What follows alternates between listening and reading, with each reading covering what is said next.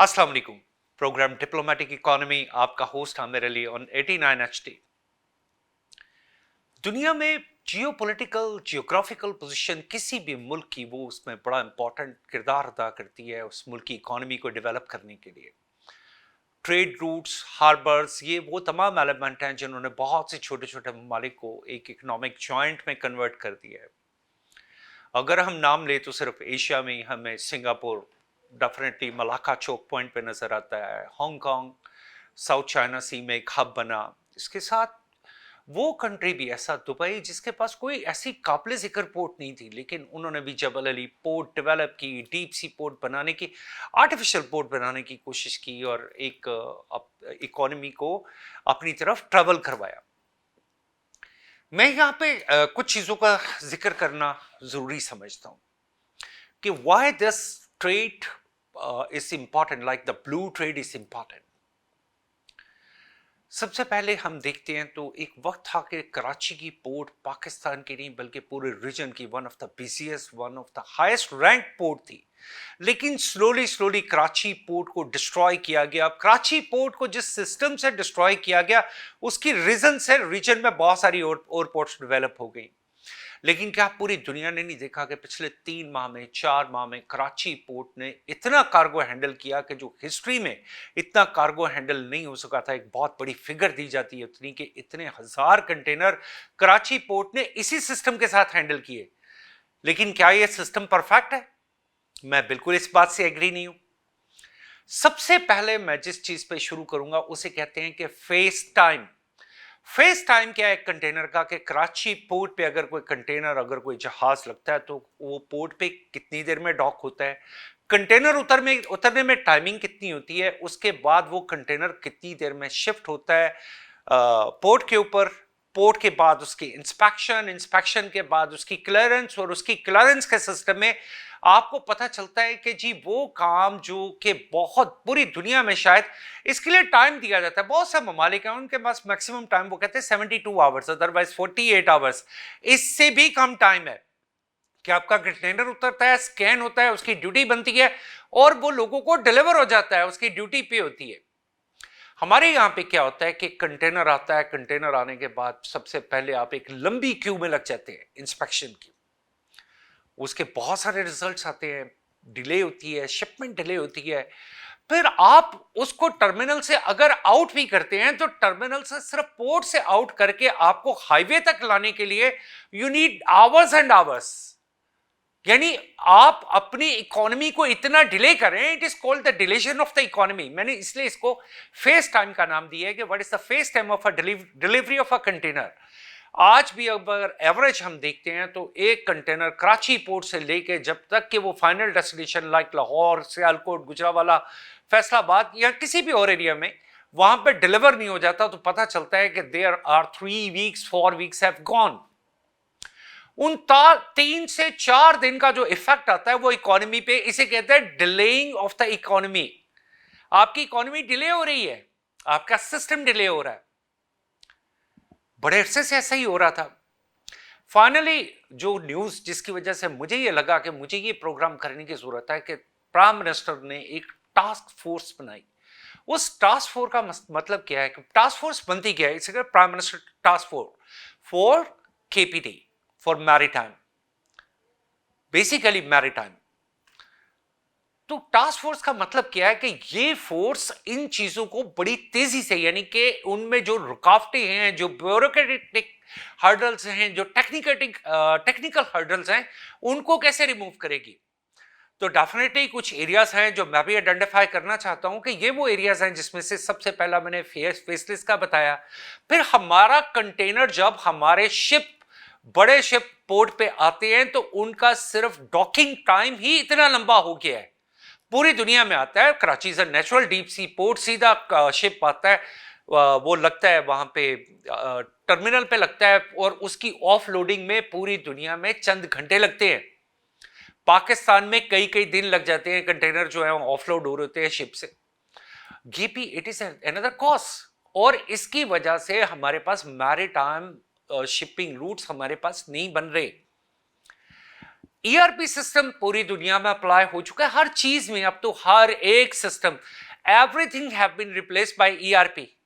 पाकिस्तान में अल्लाह करे, कहा तो जा रहा है कि इस पे काम होगा, काम होना भी चाहिए, but this is a very clear, मेरी एक प्रपोजल है कि हमें ईआरपी इसके साथ इंगेज करनी चाहिए, जिसमें हमने जो है एक सिस्टम हो हमारे पास कि इतने कंटेनर आ रहे हैं, इतने ऑफ हो गया, और पूरा डाटा सिस्टम होना चाहिए। बेसिकली तो ERP is a data system and that is very important for economy. Pakistan में एक वक्त था कि कराची के पास एक बहुत बड़ी शिप रीबिल्डिंग इंडस्ट्री थी। दुनिया में कहा जाता था कि वन ऑफ द बिगेस्ट, वहां पे हर दफा होता था, और लाखों लोग उस पेशे से मुंसलिक थे, लाखों लोग। वो क्या था? शिप्स की रीबिल्डिंग और शिप तोड़ना, शिप ब्रेकिंग। उस इंडस्ट्री को तबाह कर दिया गया, वो इंडस्ट्री जहां पे हजारों लाखों लोग। और कैसे तबाह किया गया? आपने उन पे, वो जो शिप आते थे, आपने उन पर टैक्स पर टैक्स एंड अनदर टैक्स, और आपने सिस्टम वाइज उन लाखों लोगों को, मजदूरों को, घरानों को बेरोजगार कर दिया। और एशिया की, एटलीस्ट मैं गारंटी देता हूं कि वो सबसे बड़ी शिप बिल्डिंग, शिप की ब्रेकिंग एक एरिया था, एक यार्ड था, हमने उसको सिस्टमेटिकली बिल्कुल तबाह कर दिया। अब तो खैर शिप रीबिल्डिंग की बात होनी चाहिए। पाकिस्तान में शिप रीबिल्डिंग पे भी बहुत काम करने की ज़रूरत है। हमारी गवर्नमेंट को ये देखना चाहिए कि हमारे पास कौन कौन सी ऐसी चीज़ें हैं कि जिस पे हमें काम करने की ज़रूरत है। शिपमेंट क्लियर होती है, शिपमेंट क्लियर होती है, या शिपमेंट फर्ज करें कि वो वेयर हाउस में जाती है as a bonded warehouse. क्या आपके पास enough tracking and CCTV system मौजूद है? अब चोरी कहां होती है? वो होती है कि जब आपका कंटेनर पोर्ट से बॉन्डेड वेयर हाउस में जाता है और ऑन द वे ही पता चलता है कि उसके साथ पता नहीं क्या हो गया है, या बॉन्डेड वेयर हाउस में कुछ हो गया है। तो वो जो चोरी, वो जो चोरों का सामान, आज भी हम उसको ट्रैक नहीं कर पा रहे। पूरी दुनिया में एक सीसीटीवी से आगे भी बहुत सारी चीजें आ चुकी हैं, हम खाली सीसीटीवी पे नहीं रह सकते। तो क्या हमने वो सारा इंप्लीमेंट किया? ये तो छोटे छोटे काम थे, पर फिर भी आज हमारी पोर्ट फ्लरिश कर रही है। और ये फ्लरिश, मैं आज के प्रोग्राम के हवाले से एक बात कहना चाहता हूं, ये सिर्फ आज पाकिस्तान के लिए नहीं कर रही। कराची पोर्ट ने रीजनल डायनामिक्स को चेंज कर दिया है। अब बहुत सारे ममालिक, आपकी access, it is your access is not only for Afghanistan. आप ये याद रखें कि इसकी एक्सेस अब आपके साथ ईरान भी इंगेज है। ईरान भी चाहता है कि वो इस पोर्ट को यूज करे फॉर इनलैंड ट्रांसपोर्टेशन। अच्छा, ईरान को छोड़ते हैं हम, फिर सेंट्रल एशिया तक, that all countries they are very much concern, they are very much engage. वो हमारे साथ काम करना चाहते हैं। और ये सिर्फ after this conflict in the middle east, Karachi एक हब बन जाएगा और बनने के लिए जा रहा है for the transshipment up to all the countries, जैसा कि पहले कभी था। लेकिन हमें उसके लिए अपने आप को प्रिपेयर करने की जरूरत है, and as soon as possible. We are late by the way. लेकिन मैं फिर भी प्राइम मिनिस्टर टास्क फोर्स को ये क्रेडिट देना चाहूंगा कि एटलीस्ट ये इनिशिएटिव लिया गया और ये बात सोची गई कि हाँ, हमारी इकोनॉमी कहां कहां लैक कर रही है, कौन से ऐसे एरियाज हैं जिन पे हमें काम करने की जरूरत है।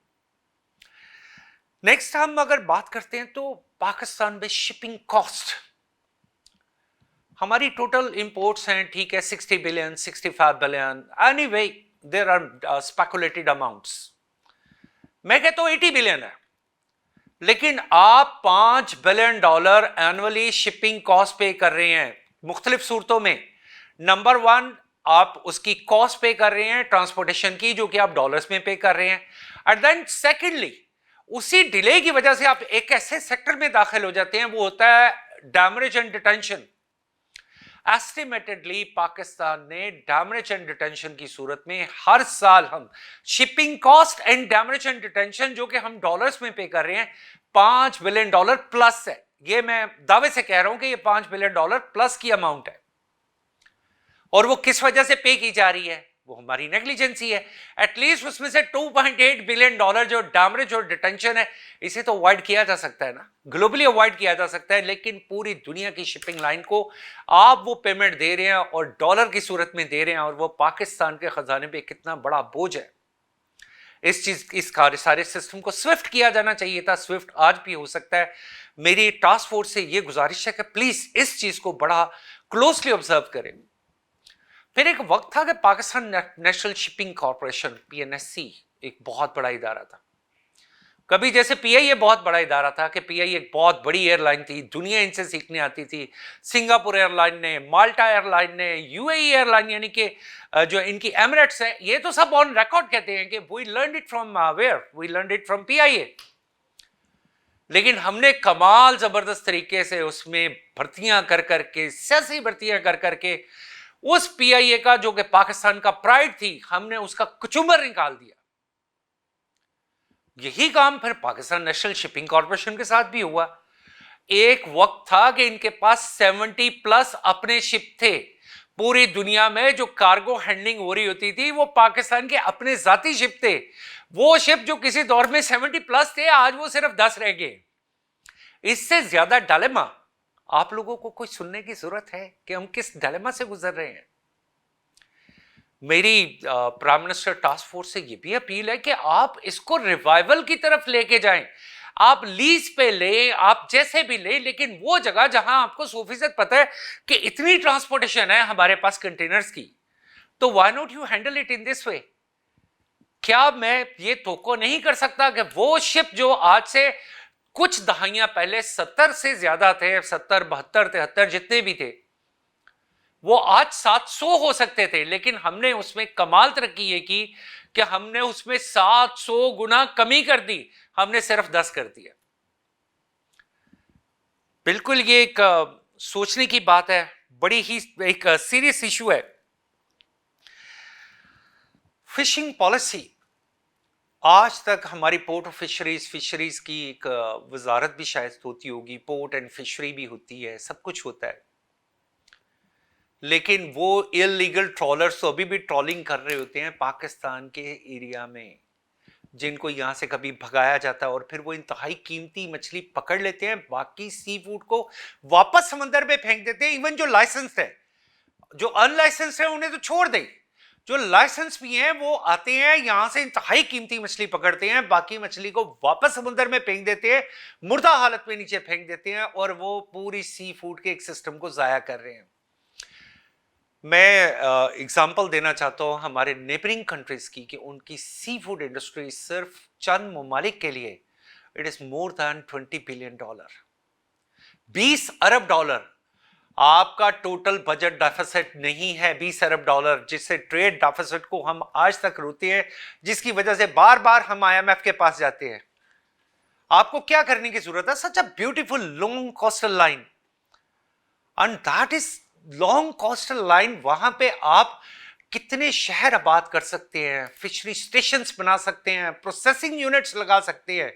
मैंने तो सुना है, अल्लाह ताला मुझे देखने का मौका मिले कि जिवानी एक इतनी खूबसूरत एक पोर्ट है कि जिसमें आप समंदर से एक साइड से सूरज को उठता हुआ देखते हैं और दूसरी साइड पे गुरूब होता हुआ देखते हैं, और आप समंदर के दरमियान में खड़े हैं।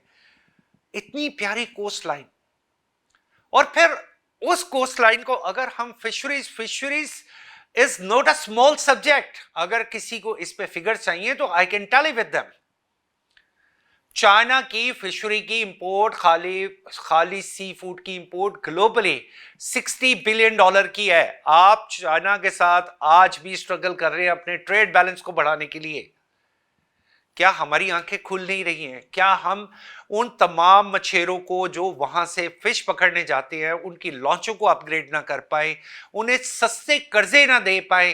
वो जब फिशिंग करके वापस आते हैं तो उसकी नेचुरल प्रोसेसिंग जो वर्ल्ड क्लास होनी चाहिए वो होनी चाहिए, वो नहीं कर पा रहे।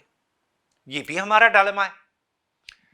एंड लास्टली, ब्लू इकोनॉमी एक वो सेक्टर है जिस पे हमने बड़ी देर से काम करना छोड़ दिया है, बात करनी छोड़ दी है। मैंने अपनी आंखों से उन गोरों को कराची की बीच पे, हॉक्स पे पर, उससे आगे उन्होंने लाइनों से बैठे हुए देखा था। कोई पाकिस्तान का इस्लाम खतरे में नहीं था, किसी जगह पे भी खतरे में नहीं था। इतनी खूबसूरत ब्लू वाटर आपके पास है, ग्रीन वाटर आपके पास है, नेचुरल ब्लू वाटर है। Astola island is one of the most beautiful island maybe not only in the region, उसी को ही डेवलप कर ले, एक island, only a one island, it can change the destiny of this entire area. वहां के लिए स्पेशल लॉस बना दें, okay, make it flexible for the foreigners, foreigners को सिक्योरिटी दें, वो लोग यहां पे आए। इतनी लंबी कोस्टल लाइन होने के बावजूद हम अपनी इंडस्ट्री को डेवलप नहीं कर पाए। We have a lot of examples about it. इससे भी लंकावी की जो बीच है वो शायद कहीं ज्यादा गंदी है, नेचुरली कहीं ज्यादा गंदी है उन बीचेस से जो पाकिस्तान में मौजूद है। एक जेम्स बॉन्ड आइलैंड को लेके कितना बिजनेस किया है थाईलैंड ने, only they just use the name James bond island की। यहां पे कभी जेम्स बॉन्ड की फिल्म की शूटिंग हुई थी। तो पाकिस्तान में भी तो ऐसी बहुत सारी जगह है। भवानी जंक्शन को कभी नहीं भूलना चाहिए, ये पाकिस्तान के लिए एक माइलस्टोन था इन 1950s। Well, with this all small suggestions, मेरी एक प्रपोजल है, and really I should not disgrace, it is a good task. Prime minister ने एक बहुत अच्छा टास्क लिया है। प्राइम मिनिस्टर ने मैरीटाइम टास्क फोर्स बनाई है, जिसका बन जाना आज से बहुत साल पहले जरूरी था। देर आए दुरुस्त आए। आई एम श्योर कि इस पे काम होगा और पाकिस्तान इंशाल्लाह ताला जरूर अपने मैरीटाइम अफेयर्स को यूज करेगा अपनी इकोनॉमी को बेहतर करने के लिए। इंशाल्लाह अगले प्रोग्राम में फिर हाजिर होऊंगा, आपका होस्ट आमिर अली।